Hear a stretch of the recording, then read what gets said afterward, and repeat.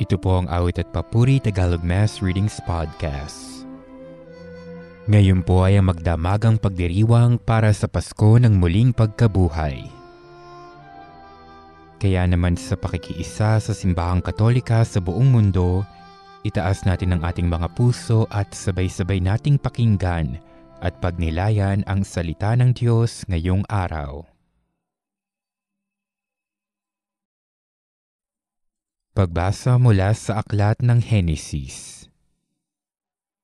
Nang simulang likhain ng Diyos ang lupa at ang langit, sinabi ng Diyos, "Ngayon, lalangin natin ang tao.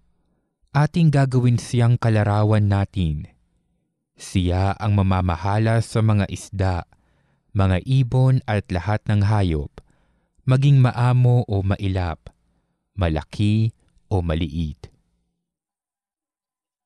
Nilalang nga ng Diyos ang tao ayon sa kanyang larawan. Lumalang siya ng isang lalaki at isang babae, at sila'y pinagpala. Wika niya, "Magpakarami kayo at punuin ng inyong mga supling ang buong daigdig, at pamahalaan ito. Binibigyan ko kayo ng kapangyarihan sa mga isda, sa mga ibon, at sa lahat ng maiilap na hayop, maging malalaki o maliliit. Bibigyan ko rin kayo ng lahat ng uri ng butil at mga bungang kahoy na inyong makakain. Ang lahat ng halamang luntian ay ibibigay ko naman sa maiilap na hayop, maliit man o malaki, at sa lahat ng mga ibon." At ito nga ang nangyari. Pinagmasdan ng Diyos ang lahat niyang ginawa at lubos siyang nasiyahan. Ang salita ng Diyos.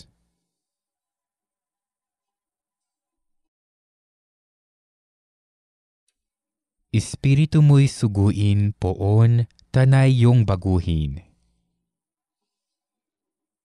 Pinupuri ka, Poong Diyos, nitong aking kaluluwa.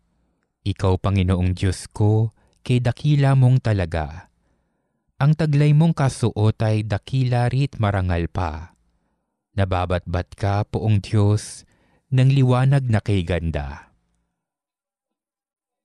Espiritu mo'y suguin, poon tanay yung baguhin. Ikaw na rin ang nagtayo ng saligan nitong lupa. Matatag na ginawa mo't hindi ito mauuga.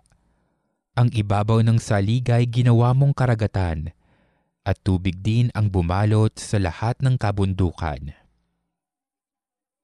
Espiritu mo'y suguin, poon tanay yung baguhin. Lumilikha ka ng ilog na patungong kapatagan. Sa gilid ng mga burol, umaagos na marahan. Sa naroong kakahuyay, umaawit ng masaya. Mga iboy nagpupugad sa malabay nilang sanga. Espiritu mo'y suguin, poon, tanay yung baguhin. Magmula sa kalangitan, mga bundok ay nadilig. Ibinuhos ang biyaya at lumaganap sa daigdig. Tumubo ang mga damong pagkain ng mga baka. Nagkaroon ng halamang masaganang namumunga. Anupat ang mga tao'y may pagkaing nakukuha. Espiritu mo'y suguin, poon, tanay yung baguhin. Sa daigdig, Panginoon, kay rami ng iyong likha, pagkat ikaw ay marunong kaya ito ay nagawa. Ang dami ng nilikha mong nakalaganap sa lupa, Panginooy purihin mo kaluluwa. Purihin ang Panginoon, o purihin mo nga siya. Espiritu mo'y suguin, poon tanay yung baguhin.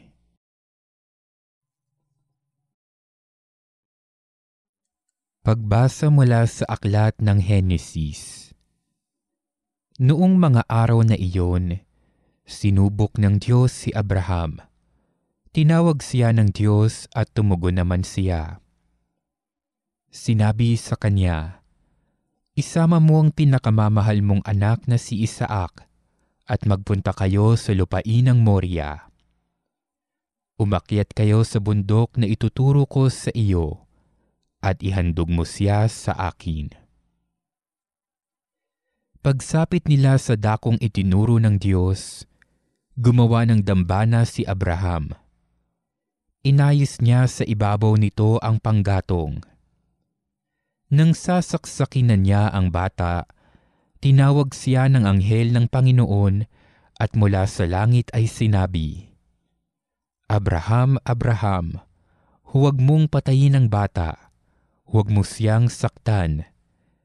Naipakita mo ng handa kang sumunod sa Diyos, sapagkat hindi mo ipinagkait sa Kanya ang kaisa-isa at pinakamamahal mong anak.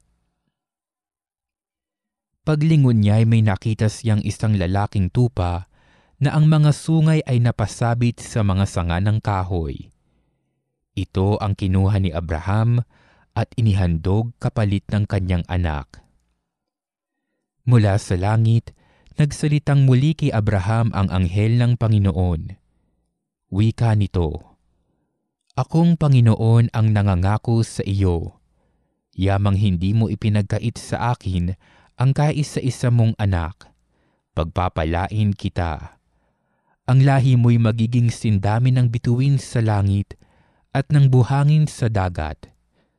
Lulupigin nila ang mga lungsod ng kanilang mga kaaway. Sa pamamagitan ng iyong lahi, pagpapalain ang lahat ng bansa sa daigdig, sapagkat ikaw ay tumalima sa akin. Ang salita ng Diyos. Diyos ko, ang aking dalangi, ako'y iyong tangkilikin. Ikaw lamang, Panginoon, ang lahat sa aking buhay. Ako'y iyong tinutugon sa lahat kong kailangan. Ang biyayang kaloob mo ay kahanga-hangang tunay. Nababatid ko na ika'y kasama ko oras-oras. Sa piling mo kailanmay, hindi ako matitinag. Diyos ko, ang aking dalangi, ako'y iyong tangkilikin. Kaya't ako'y nagdiriwang, ang diwa ko'y nagagalak.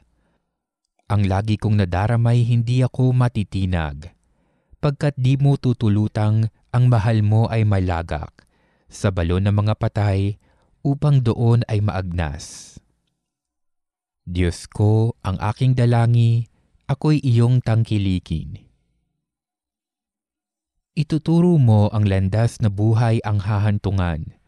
Sa piling mo'y madarama ang lubos na kagalakan. Ang tulong mo'y nagdudulot ng ligayang walang hanggan. Diyos ko, ang aking dalangi, ako'y iyong tangkilikin. Pagbasa mula sa aklat ng Eksodo. Noong mga araw na iyon, sinabi ng Panginoon kay Moises, Bakit mo ako tinatawag? Palakarin mo ang mga Israelita. Itapat mo sa ibabaw ng dagat ang iyong tungkod. Mahahati ang tubig at matutuyo ang lalakaran ninyo. Lalo kong pagmamatigasin ang mga Ehipsyo at pasusundan ko kayo sa kanila. Ngunit doon sila lilipulin. Ang mga Ehipsyo, ang mga kawal ng Faraon, pati ang kanilang mga karawahe. Ipakikita ko sa kanila ang aking kapangyarihan. Sa gayon, malalaman ng mga Ehipsyong iyan na ako ang Panginoon. Ang anghel ng Diyos na pumapatnubay sa paglalakbay ng mga Israelita ay nagpatihuli sa kanila. Gayon din ang haliging ulap. Ang ulap ay lumagay sa pagitan ng mga Israelita at ng mga Ehipsyo at lumatag ang kadiliman. Dumating ang gabi at ang mga Ehipsyo ay di makalapit sa mga Israelita. Itinapat ni Moises ang kanyang tungkod sa ibabaw ng dagat. Magdamag na pinaihip ng Panginoon ang isang malakas na hangin mula sa silangan at nahati ang tubig.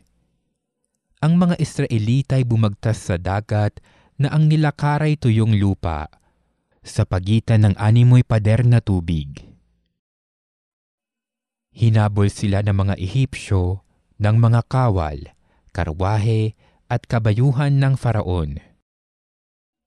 Nang magbubukang liwayway na, ang mga Ehipsyo'y ginulo ng Panginoon mula sa haliging apoy at ulap. Nalubog ang gulong ng mga karwahe at hindi na sila makatugis ng matulin. Kaya sinabi nila, "Umalis na tayo rito sapagkat ang Panginoon na ang kalaban natin." Sinabi ng Panginoon kay Moises, "Itapat mo ang iyong tungkod sa ibabaw ng dagat at tatabunan ng tubig ang mga Ehipsyo pati ng kanilang karwahe." Ganoon nga ang ginawa ni Moises at pagbubukang liwayway, nanumbalik sa dati ang dagat. Ang mga Ehipsyo'y nagsikap makatakas, ngunit pinalakas ng Panginoon ang dating ng tubig, kaya't sila'y nalunod na lahat. Nang manauli ang dagat, natabunan ang mga karwahe at kabayo ng Faraon, pati ng kanyang mga kawal, at walang natira isa man. Ngunit ang mga Israelita'y nakatawid sa dagat, natuyo ang dinaanan sa pagitan ng animoy pader na tubig. Nang araw na yaon, ang mga Israelita'y iniligtas ng Panginoon sa mga Ehipsyo. Nakita nila ang bangkay ng mga Ehipsyo, nagkalat sa baybay dagat. Dahil sa kapangyarihang ipinakita ng Panginoon laban sa mga Ehipsyo, nagkaroon sila ng takot sa Kanya at sumampalataya sila sa Kanya at sa alagad niyang si Moises. Ito ang inawit ni Moises at ng mga Israelita para sa Panginoon. Ang Panginooy atin ngayong awitan sa Kanyang kinamtang dakilang tagumpay. Ang mga kabayo't kawal ng kaaway, sa pusod ng dagat lahat natabunan. Ang salita ng Diyos. Poon ay ating awitan sa kinamtan niyang tagumpay. Ang Panginooy atin ngayong awitan sa Kanyang kinamtan dakilang tagumpay. Ang mga kabayo't kawal ng kaaway, sa pusod ng dagat lahat natabunan. Ako'y pinalakas niya at pinatatag. Siya ang sa akin nagkupkup, nag-ingat. Diyos ng magulang ko, aking manliligtas. Poon ay ating awitan sa kinamtan niyang tagumpay. Siya'y mandirigma na walang kapantay, Panginooy kanyang pangalan. Nang ang mga kawal ng Faraon sa dagat ng mga tambo ay mangagsilusong, ang lahat ng ito ay kanyang nilunod, pati na sasakyay kanyang pinalubog. Poon ay ating awitan sa kinamtan niyang tagumpay. Sila'y natabunan ng alon ng dagat, tulad nila'y batong lumubog kaagad. Ang mga bisig mo ay walang katulad, wala ngang katulad, walang kasinlakas. Sa isang hampas mo, kaaway nangalat, nangadurog man din sa iyong mga palad. Poon ay ating awitan sa kinamtan niyang tagumpay. Sila'y dadalhin mo sa pinili mong bundok, sa lugar na itinangi mo para maging iyong lubos, at sa santuaryong natayo ayon sa iyong loob. Ikaw poon maghahari magpakilanman. Poon ay ating awitan sa kinamtan niyang tagumpay.